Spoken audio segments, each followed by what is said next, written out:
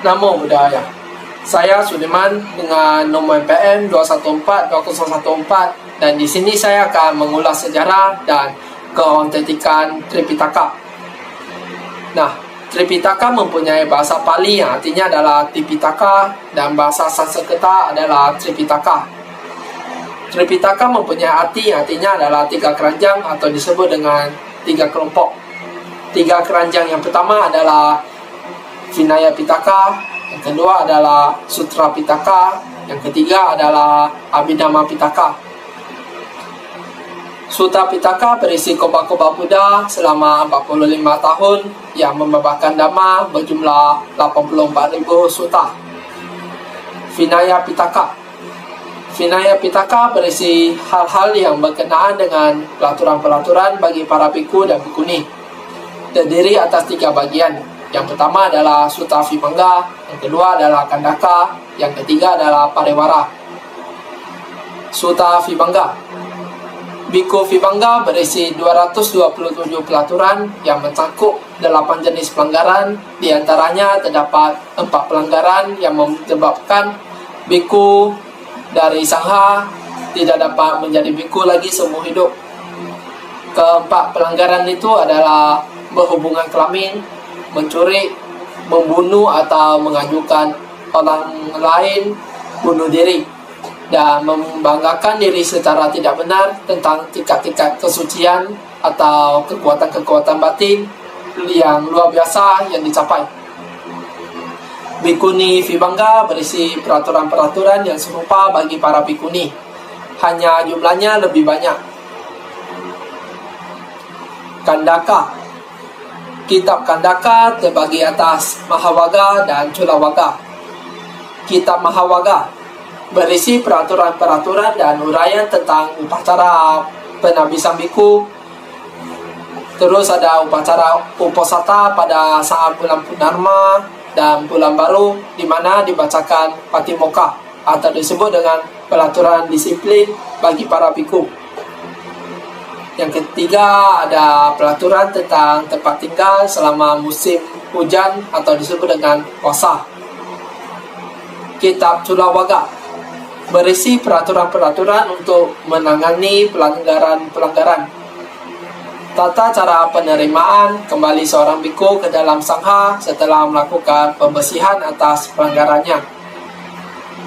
Terus ada tata cara untuk menangani masalah-masalah yang ditimbul. Pariwara. Kitab Pariwara membuat ringkasan dan pengelompokan peraturan-peraturan winaya yang disusun dalam bentuk tanya jawab untuk dipergunakan dalam pengajaran dan ujian. Yang kedua adalah Sutta Pitaka. Sutta Pitaka terdiri atas 5 kumpulan atau nikaya. Yang pertama adalah Digha Nikaya, merupakan buku pertama dari Sutta Pitaka yang terdiri atas 34 sutta panjang dan terbagi menjadi 3 waga. Yang pertama adalah Silakanda Waga, yang kedua adalah Mahawaga, yang ketiga adalah Paccika Waga. Yang kedua, Majjhima Nikaya, merupakan buku kedua dari Sutta Pitaka yang membuat khotbah menengah dan terdiri atas 3 bagian. Yang pertama adalah Dua Panasa pertama terdiri atas 50 sutta dan Panasa terakhir terdiri atas 52 sutta. Seluruhnya berjumlah 152 sutta.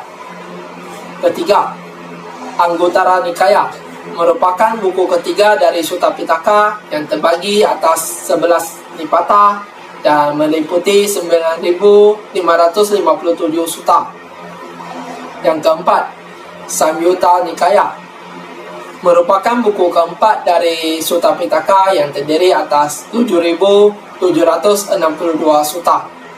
Yang kelima, Khuddaka Nikaya, merupakan buku kelima dari Sutta Pitaka yang terdiri atas kumpulan 15 kitab.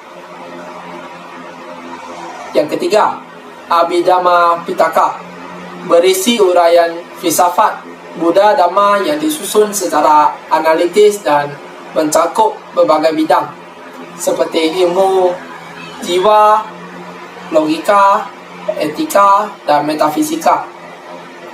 Pertanyaan-pertanyaan yang pertama, bagaimana Tipitaka dapat dikatakan masih otentik? Menurut saya, karena terdapat bukti-bukti peninggalan serta keyakinan dan kepercayaan orang-orang. Bukti-bukti dapat berupa candi, parita, dan patung Buddha, dan lain-lain. Pertanyaan kedua, mengapa kita masih harus mengacu pada kitab suci Tipitaka? Karena kitab suci Tipitaka merupakan ajaran Sang Buddha dalam membabarkan Dharma dengan cara tertulis, dan adanya kitab suci Tipitaka, agama Buddha juga tidak akan punah sendirinya. Validitas dan pentingnya memahami kerangka dan isi kitab suci Tipitaka. Seperti yang kita ketahui bahwa kitab suci Tipitaka terdapat banyak bagian. Nah, kita dapat memahaminya dengan cara praktek. Dinamika dan tantangan kitab suci Tipitaka. Dinamika kitab suci Tipitaka. Semakin berkembangnya zaman, kitab suci Tipitaka juga akan berkembang dengan cara membuat website tentang ajaran Buddha. Tantangan kitab suci Tipitaka adalah caranya dalam memahami dan menggunakan ajaran tersebut. Esensi dan urgensi kitab suci Tipitaka untuk saat ini dan masa depan.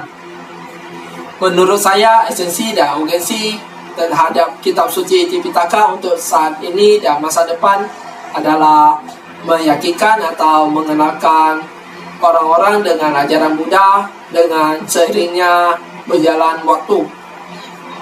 Jadi ini adalah mengulas sejarah dan keautentikan Tipitaka menurut saya.